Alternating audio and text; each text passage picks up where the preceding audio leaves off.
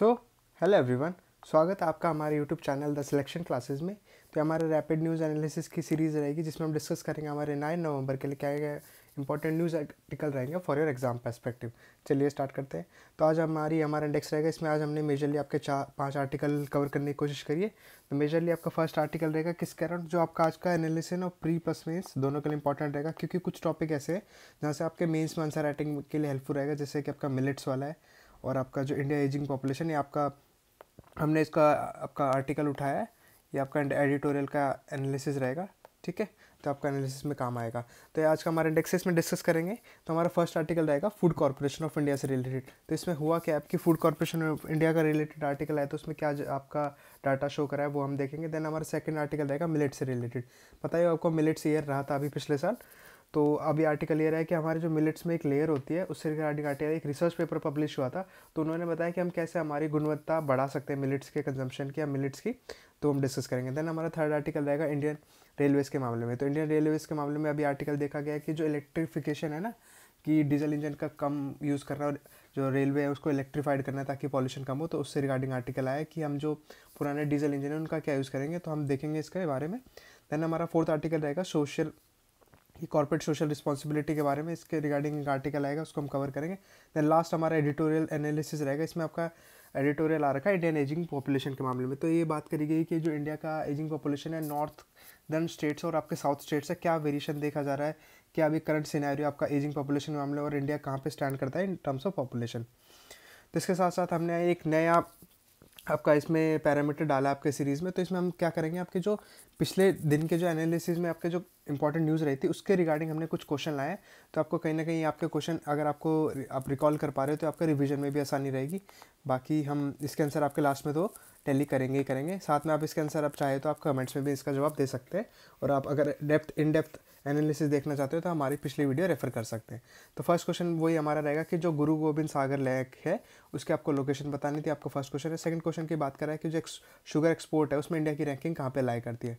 Third question रहेगा आपका drone दीदी स्कीम है उसका एम क्या है, ये आपको बताना है। देन आपका फोर्थ क्वेश्चन रहेगा जो ओलंपिक के रिंग होते हैं वो क्या रिप्रेजेंट करते हैं, 5 रिंग जो होते हैं वो क्या रिप्रेजेंट करते हैं। तो ये क्वेश्चन कहीं ना कहीं आपके वनडे एग्जाम में भी आ सकते हैं, तो आप इनका आंसर देने की कोशिश करना। चलिए हम हमारा एनालिसिस स्टार्ट करते हैं।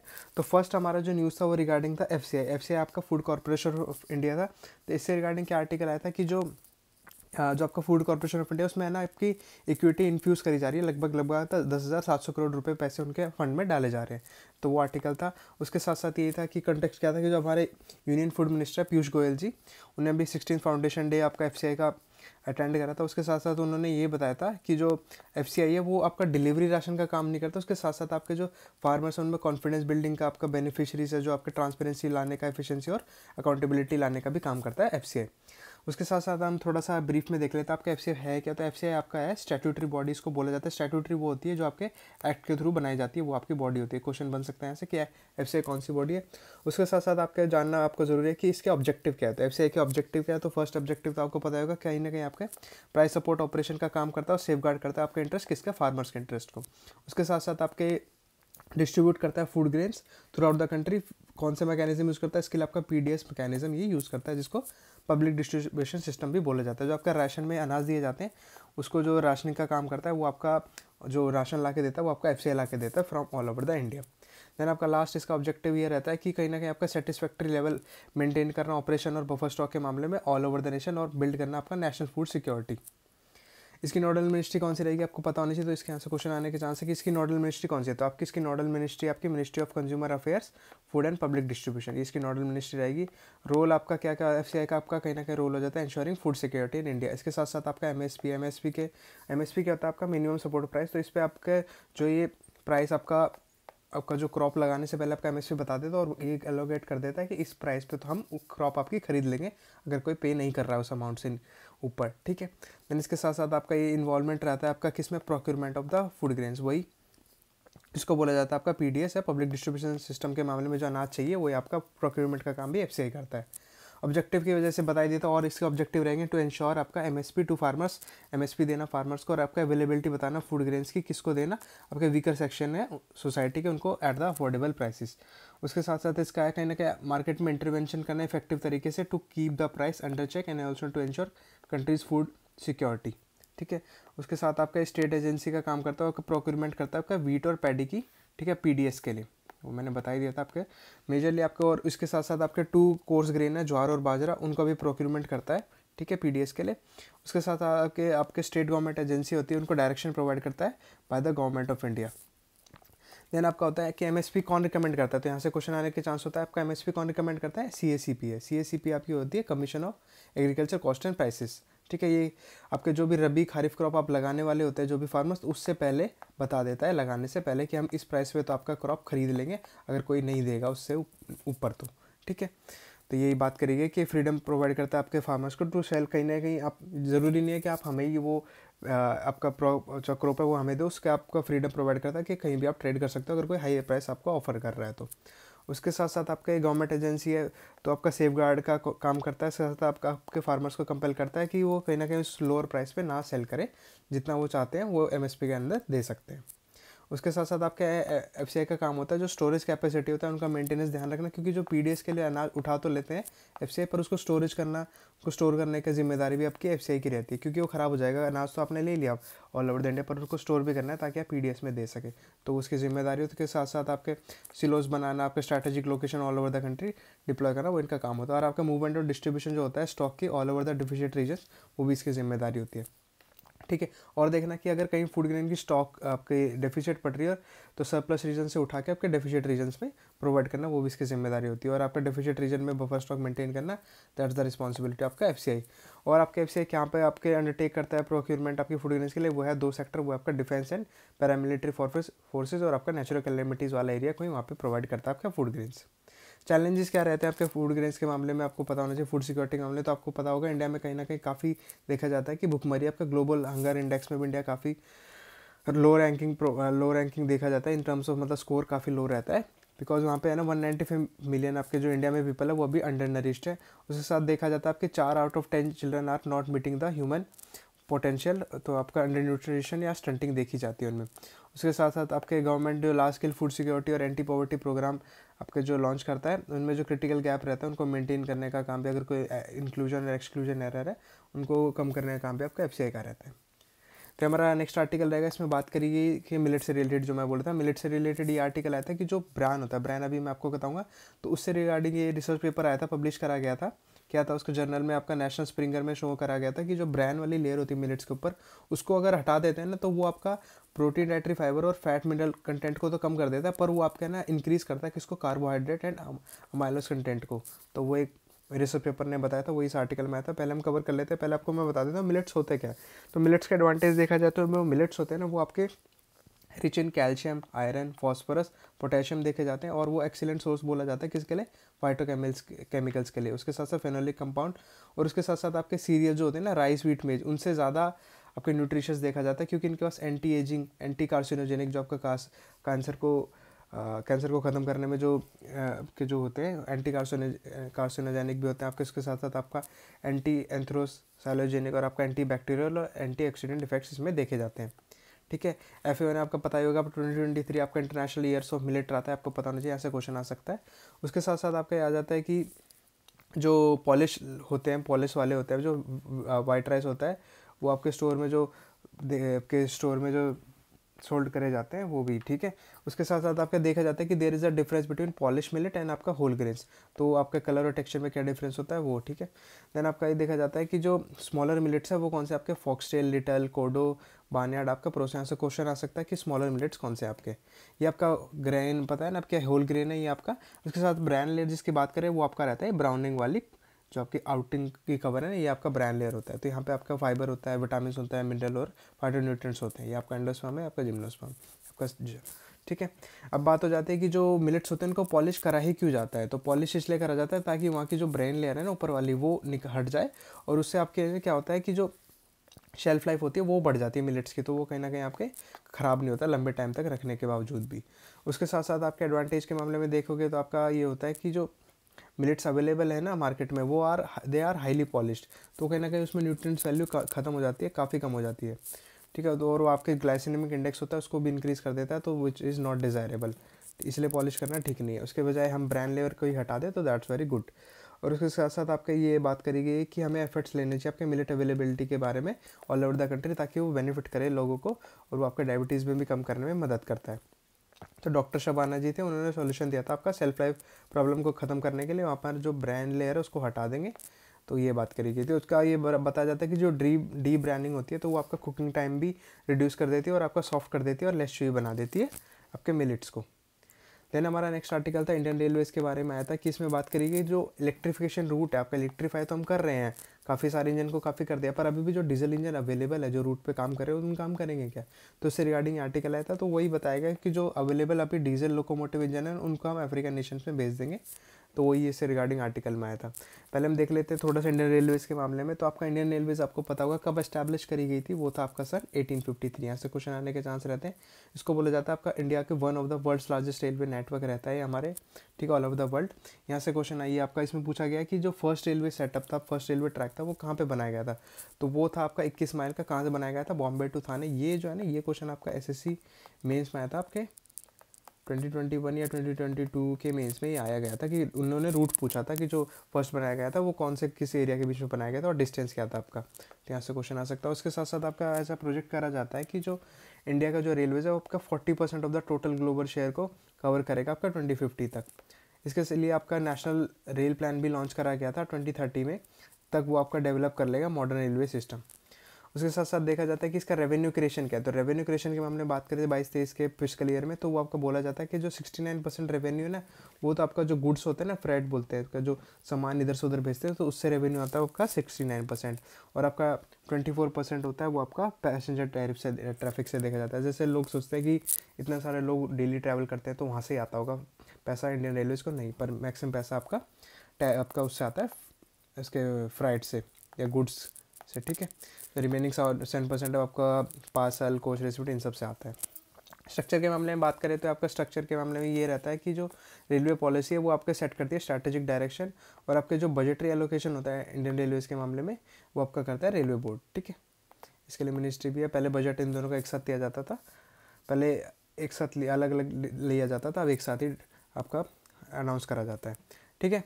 आपके ये बात करें जो आपका जो रेलवे बोर्ड है वो आपका आपकी जो पॉलिसी गाइडलाइन होता है वो भी बताता है। इसके लिए जो बजट एलोकेशन के मामले में बात करें तो 2024 से 25 के फिस्कल ईयर में आपके लिए इसके लिए 2.5 लाख करोड़ का बजट एलोकेट कराया गया था। किसने करा था, आपका मिनिस्ट्री ऑफ रेलवे ने, ठीक है। आपका गवर्नमेंट इसके लिए 100% एफडीआई अलाउ है इसका रेलवे सेक्टर के मामले में। यहाँ से क्वेश्चन आने के चांस हो सकते हैं कि एफडीआई अलाउ है क्या रेलवे में, कितना अलाउड है, तो वो आपका 100% है। रेलवे बोर्ड उसका होता है जो हैंडल करता है। तो रेलवे बोर्ड का फंक्शन क्या है, तो रेलवे बोर्ड का फंक्शन आपका to implement policies set up by ministry of railways.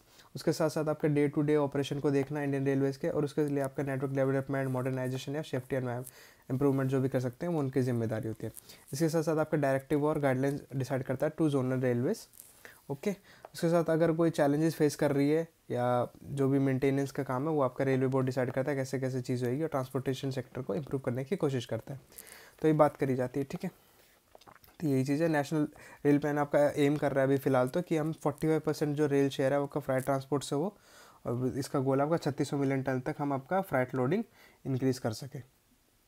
Next हमारा आर्टिकल रहेगा CSR। CSR होता है आपका कॉर्पोरेट सोशल रिस्पॉन्सिबिलिटी। इसके रिगार्डिंग आर्टिकल आया था कि जो CSR है वो एग्रीकल्चर में जो एग्रीकल्चर फील्ड है उसमें भी कंट्रीब्यूट कर रहा है, तो कैसे कर रहा है, कितना कर रहा है, वो सब इससे रिगार्डिंग आर्टिकल था। तो यही था कि जो कॉर्पोरेट, पहले तो बात हो जाती कि आपको पता होना चाहिए कि CSR होता क्या है। CSR आपका corporate social responsibility in general की बात करें तो आपका कॉर्पोरेटिव इनिशिएटिव होता है। जैसे कोई भी ऑर्गेनाइजेशन या कंपनी है वो आपका, ठीक है, आपका प्रॉफिट तो आपका जो क्रिएट कर रही है पर वो एज अ समाज का क्या फ़ायदा कर रही है वो बात करी जाती है, वो आता है आपका CSR में काउंट होता है। तो ये इसकी रिस्पॉन्सिबिलिटी है to take responsibility for the company's efforts कि एनवायरनमेंट और सोशल वेलफेयर का के लिए क्या काम करे अपना प्रॉफिट के बजाय, ठीक है। क्योंकि नेशन इतना सब प्रोवाइड कर रहा है, उनको जगह प्रोवाइड कर रहा है, मैकेनिज्म प्रोवाइड कर रहा है, तो वो ठीक है नेशन के लिए, पर वो खुद क्या कर रही है वो आपका होता है CSR में काउंट होता है, ठीक है। देन हो जाता है कि इसके ऑब्जेक्टिव क्या है। तो इसके ऑब्जेक्टिव हो जाते हैं कि टू इरेडिकेट आपका हंगर, पोवर्टी इरेडिकेट करना, या प्रमोट कर सकते हो आपका एजुकेशन, जेंडर इक्वालिटी, या फिर वुमेन एम्पावरमेंट पे काम कर सकते हैं। उसके साथ साथ वो कॉम्बैट कर सकते हैं आपका ह्यूमन इम्यूनो डिफिशियंसी, ठीक है। उसके साथ अगर कोई डिफिशियंसी सिंड्रोम या डिसीज उनको टैकल करने के लिए वो मदद आपका योगदान कर सकते हैं। उसके साथ आपका एनवायरमेंटल सस्टेनेबिलिटी पे भी वो बात कर सकते हैं, अगर कोई कंट्रीब्यूट कर सकते हैं अपनी तरफ से तो वो कर सकते हैं। तो ये सस्टेनेबिलिटी, रिसोर्सेज गोल, लॉन्ग टर्म सिंसियरिटी, ये सब इनके CSR में आता है। थोड़ा सा इसके बारे में देख लेते हैं। आपका ये क्लॉज 135 था उसके कंपनीज एक्ट, उसके अंदर सेटअप कराया गया था इसका कॉन्सेप्ट। तो इंडिया को बोला जाता है India is one of the first country in the world to mandate CSR spending along with the favour. ये आपका फर्स्ट हो जाती है इस केस में के मामले में। अब बात हो जाती है कि कौन किसके लिए आपका असेंशियल हो जाता है इसको करना। अगर कोई कंपनी उसका टर्नओवर आपका 1000 करोड़ से ज़्यादा है तो वो उसको CSR प्रोविज़न के अंदर एप्लीकेबल होती है। और उसके अगर नेटवर्थ आपके 500 करोड़ या 500 करोड़ से ज़्यादा है और आपका नेट प्रॉफिट अगर 5 करोड़ या 5 करोड़ से ज़्यादा है तो that is applicable for CSR। ठीक है, उनको मेंटेन करना, आपका जो भी इनिशिएटिव लेना वो ज़रूरी हो जाता है। अब बात करता है कि जो एक्ट है वो एनकरेज करता है कंपनी को कि वो 2% of their average net profit है वो आपका CSR इनिशिएटिव स्पेंड करे आपका in the previous 3rd year के मामले में। ठीक, देन हमारा ये आज का लास्ट आर्टिकल रहेगा। इसमें बात करी गई थी आपका इंडिया की एजिंग पॉपुलेशन के मामले में। तो इंडिया की एजिंग पॉपुलेशन के मामले में क्या आर्टिकल आया था, इसमें बात करी गई थी जो इंडिया के साउथर्न स्टेट्स है ना, सदर्न स्टेट्स, उन्होंने अपना कंसर्न एक्सप्रेस करा है कि जो ठीक है हम अपना इनिशिएटिव तो ले रहे हैं कि पॉल्यूशन जो आपका पॉपुलेशन है उसको रिड्यूस करे, पर कहीं ना कहीं हमें तो डिसएडवांटेज है। वही देखा जाता है कि जो पॉपुलेशन का सेंसस है वो भी आपका 2011 का कंसिडर करा जाता है या पुराना ही कंसिडर करा जाता है। क्यों नया नहीं कंसिडर करा जाता है, क्योंकि जो साउथ वाले स्टेट्स हैं ना उन्होंने तो अपना जो कर सकते थे इनिशिएटिव लिए ताकि वो पॉपुलेशन कम कर सके, पर वो देखा जाए तो आपका रिप्रेजेंटेशन पॉपुलेशन के हिसाब से होता है। तो रिप्रेजेंटेशन आपका जो नॉर्थन स्टेट्स है वहाँ पे पॉपुलेशन तो ज़्यादा है तो उनका ज़्यादा रिप्रेजेंटेशन रहेगा इन पॉलिसी बिल्डिंग। तो इसलिए उनका कंसर्न उन्होंने बात कर रही थी कि जो एजिंग, और इसमें साथ में हम वो भी डिस्कस करेंगे आपके जो पॉपुलेशन में जो ओल्ड एज पॉपुलेशन है ना वो कहाँ पे लाई करती है आपकी। तो यही बात करी गई थी कि जो स्टेट है वो है तो वो अब इनक्रेज कर रहा है, क्योंकि साउथ स्टेट्स में देखा जाए तो उनके पॉलिसी बिल्डिंग में उनका कोई योगदान ही नहीं रहेगा अगर उनकी पॉपुलेशन कम रहेगी। तो आपका रेजिडेंट्स को बोले टू हैव मोर चिल्ड्रन। और इसमें मामले में बात करें जो जो एजिंग पॉपुलेशन है ना उनका प्रोपोर्शन देखा जाता है कि जो 65 से और 65 से अबव है या फिर पॉपुलेशन एज में 15 to 60 पर उससे रिगार्डिंग आर्टिकल है। तो अभी हम इसको पॉइंट फॉर्म में आगे कवर करेंगे। अभी पहले हम डाटा से शुरुआत करते हैं। तो डाटा के टर्म्स में अभी इंडिया कहाँ स्टैंड करता है, तो डाटा के टर्म्स में देखा जाता है कि जो इंडिया में पॉपुलेशन है आपकी वो इंक्रीज़ करी है आपका बाय 31 करोड़ बिटवीन आपका 2011 से लेकर 2036 के बीच में, ऐसे इंक्रीज ऐसे प्रोजेक्ट करा जाता है। और आपका कंसंट्रेशन ऑफ ग्रोथ देखा जाता है कि जो 17 करोड़ की पॉपुलेशन है वो आपकी 5 स्टार स्टेट्स आपके बिहार, यूपी, महाराष्ट्र, वेस्ट बंगाल और मध्य प्रदेश इनमें होएगी मोर देन हाफ। ठीक है, रीजनल डिस्पैरिटीज़ के मामले में देखा जाता है जो यूपी है ना उसको बोला जाता है कि वो ही प्रोजेक्ट कर रहा है, उसको अकाउंट कर रहा है। जो आपका 19% ऑफ जब की पॉपुलेशन ग्रोथ है ना वो आपकी यूपी से होगी। और आपके जो 5 साउथर्न स्टेट्स रहेंगे ना, ये आपका आंध्र प्रदेश, कर्नाटका, केरला, तेलंगाना और तमिलनाडु, वहाँ से आपका 9% रहेगा। तो देख सकते हो कितनी डिस्पैरिटी, एक स्टेट 19% है और बाकी 5 स्टेट ये है साउथ के, ये मिला के 9% हो रहे हैं। तो यही सब प्रॉब्लम की वजह से वो अपना कंसर्न फेस कर रहे हैं साउथर्न स्टेट्स। ठीक है, और बात करोगे तो आप देख सकते हो ये आपका डाटा शो कर रहा है। तो इसमें ये देख सकते हो कि जो ये वाले स्टेट्स हैं ना यहाँ पे आपकी ओल्ड एज पॉपुलेशन कम है, पर बजाय कि आपके साउथर्न स्टेट्स हैं ना वहाँ पे अब ओल्ड एज पॉपुलेशन कम हो गई, क्योंकि उन्होंने अपने पॉपुलेशन को कम करने पे ध्यान दिया। तो बच्चे आपके अल्टीमेटली कम पैदा होंगे, पर उसकी वजह से जो ओल्ड एज पॉपुलेशन है उनका नंबर बढ़ जाएगा। थोड़ा सा और ट्रेंड्स देखें तो ट्रेंड्स में ये बात करता है कि जो 60 ईयर्स और ओल्डर है ना उनको एक्सपेक्ट करा जाता है कि उनकी डबल हो जाएगा नंबर, 10 करोड़ से आपका 23 करोड़ हो जाएगा 2036 तक।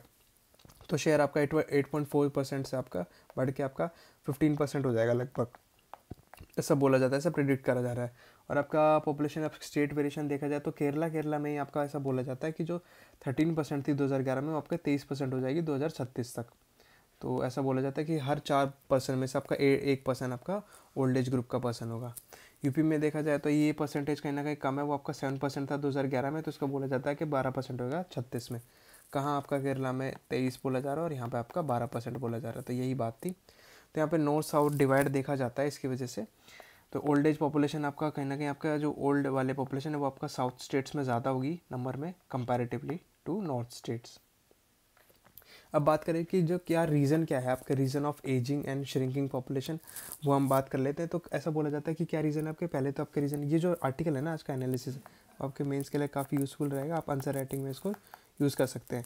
तो इसके लिए हमने क्या क्या मतलब क्या क्या रीज़न है आपका। फर्स्ट रीज़न तो होता है आपका कॉन्ट्रासेप्शन एंड फैमिली प्लानिंग। ठीक है, फैमिली प्लानिंग की बात करी जाती है कि जो फैमिली प्लानिंग पे आपके इस पे कॉन्ट्रासेप्टिव मेथड इन्होंने यूज़ करे हैं, साउथर्न स्टेट्स में ज़्यादा यूज़ करे हैं, उसकी वजह से आपके जो पॉपुलेशन है वो कहीं ना कहीं कंट्रोल में आई है। और आपकी बात करें जो इसकी वजह से क्या हो रहा है, जो भाई ये आपका आर्टिकल देखा जा रहा है कि जो श्रिंकेज में भी और पॉपुलेशन भी देखा जा रहा है, जो आपका फर्टिलिटी रेट है ना इंडिया में आपका कम हो गया, 2.1 तक हो गया है। तो वो बात है। तो इसके पीछे क्या रीज़न हो सकता है, तो एक तो कॉन्ट्रासेप्शन एंड फैमिली प्लानिंग है, उसके साथ आपका सेकंड देखा जाता है आपका वुमेन इकोनॉमिक पार्टिसिपेशन। तो ऐसा बोला जाता है कि जो वुमेन अगर अल्टीमेटली आपका वर्कफोर्स में ज़्यादा काम करेगी या वर्किंग पॉपुलेशन हो जाएगी वुमेन की, तो वो आपका ना चाइल्ड डिले कर देती है चाइल्ड बर्थ को, ठीक है। तो उसकी वजह से वैसा देखा जाता है पॉपुलेशन कम हो जाती है। और देखा जाता है कि जो करियर एस्पिरेशन होती है ना वो शिफ्ट कर जाती है आपकी फाइनेंशियल स्टेबिलिटी और परस्यूट ऑफ आपका गोल्स की वजह से आपका डिले हो जाता है इसमें। और रीज़न है कहीं ना कहीं आपका शहरीकरण, अर्बनाइजेशन जिसे बोला जाता है। तो जो लोग हैं वो आपका अर्बन एरियाज़ की तरफ मूव कर जाते हैं, तो उससे आपकी कॉस्ट ऑफ लिविंग बढ़ जाती है, तो आपको डिफ़िकल्ट कर देती है आपके फैमिलीज़ को टू अफोर्ड चिल्ड्रन। कहीं ना कहीं शहर में रहना ज़्यादा महंगा पड़ता है, तो वो कोई पर्सन आपका गाँव में रह रहा है तो वो तो घर के अनाज वनाज से घर चल जाता है, पर शहर में आ जाता है तो और ज़रूरतें बढ़ जाती है, तो वो आपके 3-4 बच्चे के बजाय आपका 1-2 बच्चे ही आपका रखना ज़्यादा प्रेफर करता है।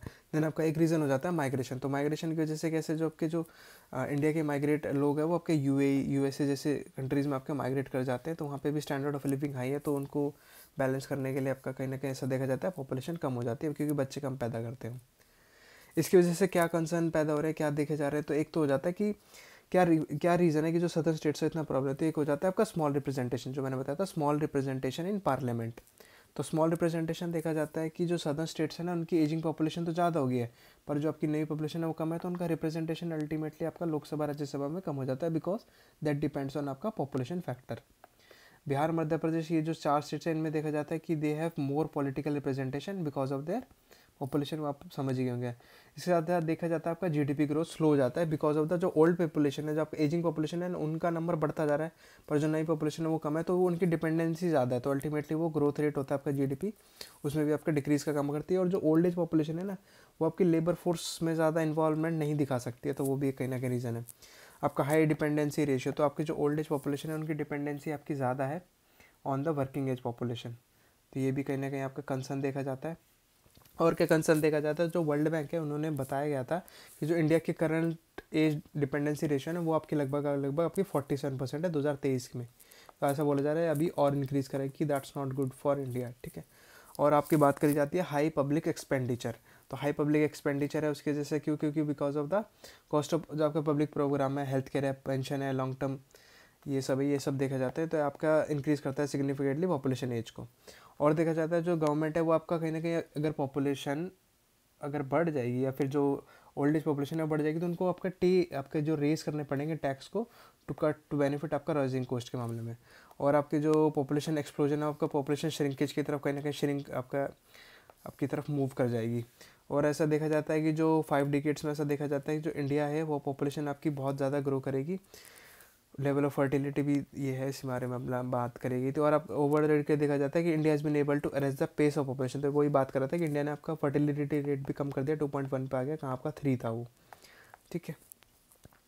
ओवरव्यू के मामले में देखा जाए तो क्या है, अभी आंध्र प्रदेश का जो रिप्लेसमेंट लेवल है आपका 5th इंडियन स्टेट है वो आपका केरला है, तमिलनाडु, हिमाचल प्रदेश एंड वेस्ट बंगाल। तो अचीव आपका आंध्र प्रदेश ने रिसीव कर लिया आपका रिप्लेसमेंट लेवल होता है आपका फर्टिलिटी का दो होता है, मतलब कि 2 आपके मदर फादर है उनसे आपके 2 बच्चे पैदा होंगे, आपका जो भी आपके बच्चे हैं, ठीक है, तो वो आपके इन दोनों को रिप्लेस कर रहे हैं, तो दैट इज़ आपका रिप्लेसमेंट लेवल। तो आपका 2004 में आंध्र प्रदेश ने वो अचीव कर लिया था, वो आपका 5th इंडियन स्टेट था इसको अचीव करने वाला। फर्स्ट आपका केरला था जिन्होंने 1988 में कर लिया था, देन आपका तमिलनाडु था, हिमाचल प्रदेश था और वेस्ट बंगाल था।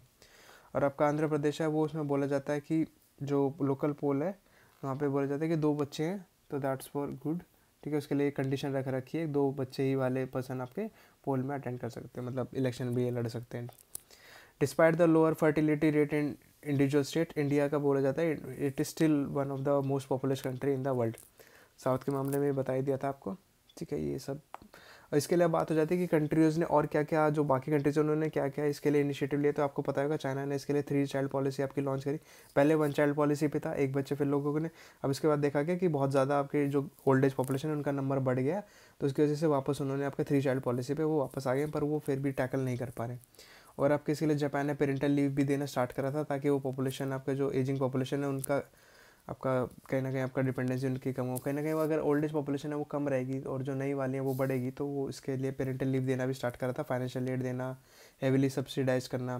उसके साथ साथ आपका एक्सटेंडेड रिटायरमेंट एज है, जो आपकी रिटायरमेंट एज है कुछ कंट्रीज़ ने आपके फ्रांस, नीदरलैंड जैसी कंट्री थी उन्होंने आपकी रिटायरमेंट एज को भी एक्सटेंड कर दिया था ताकि वो बेनिफिट्स मिल सके लंबे टाइम तक और वो काम करे आपका देश में जीडीपी बिल्डिंग में भी योगदान दे सके।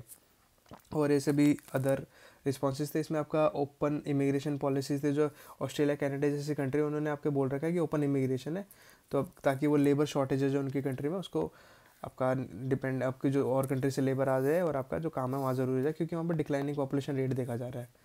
ठीक है, तो इसके लिए आपके प्रॉपर गवर्नमेंट फंडिंग प्रोवाइड करती है आपके चाइल्ड हेल्थ केयर के लिए, एजुकेशन के लिए, ताकि लोग आपके और बच्चे पैदा करें। और देखा जाता है आपका लिवरेजिंग इंटरनल माइग्रेशन। तो इंटरनल माइग्रेशन की बात करें तो आपके नॉर्दर्न स्टेट्स होते हैं उसमें मतलब ज़्यादा आपके मोर पॉपुलेशन, सदर्न स्टेट्स में कम है, तो वर्किंग एज इंडिविजुअल है वो आपके माइग्रेट कर सकते हैं डिपेंडिंग ऑन देयर नीड। ठीक है, ये हमारा आज का एनालिसिस था। आपके जो क्वेश्चन थे वो आपको मैं आंसर बता देता हूँ। जैसे मैंने बताया था, तो गोबिंद सागर लेक जी की लोकेशन बतानी थी, तो ये आपकी लोकेशन आपकी हिमाचल प्रदेश। ठीक है, देन हमें पूछा था शुगर एक्सपोर्ट जो इंडिया की रैंकिंग, उसमें इंडिया की रैंकिंग क्या है, तो इंडिया की रैंकिंग आपकी सेकंड नंबर पे है। कंजम्पशन आपका प्रोडक्शन में या फिर कंजम्पशन में इंडिया फर्स्ट है, पर आपका एक्सपोर्ट के मामले में इंडिया सेकंड है। देन आपका पूछा गया जो ड्रोन दीदी स्कीम है उसका एम बताना, तो इसका एम था ये था कि 15,000 सेल्फ हेल्प ग्रुप है जो वुमेन वाले, उनको आपका जो ट्रेनिंग प्रोवाइड करना, उनको ड्रोन वाली ट्रेनिंग प्रोवाइड करना, ताकि वो एग्रीकल्चर में इसका यूज़ ले सके for their other benefits. Then last question था, इसमें पूछा गया था जो ओलंपिक का रिंग होते हैं, 5 रिंग होते हैं, वो किसको रिप्रेजेंट करते हैं, तो इसका आंसर होता है आपका वो डिफरेंट 5 कॉन्टिनेंट्स, जो मेजर कॉन्टिनेंट्स हैं उनको रिप्रेजेंट करते हैं। ठीक है, थैंक यू, ये था हमारा आज का एनालिसिस। उम्मीद करता हूँ कि आपको अच्छा लगा होगा। तो अच्छा लगा है तो please like the video, share with your friends and subscribe our channel the selection classes. Thank you.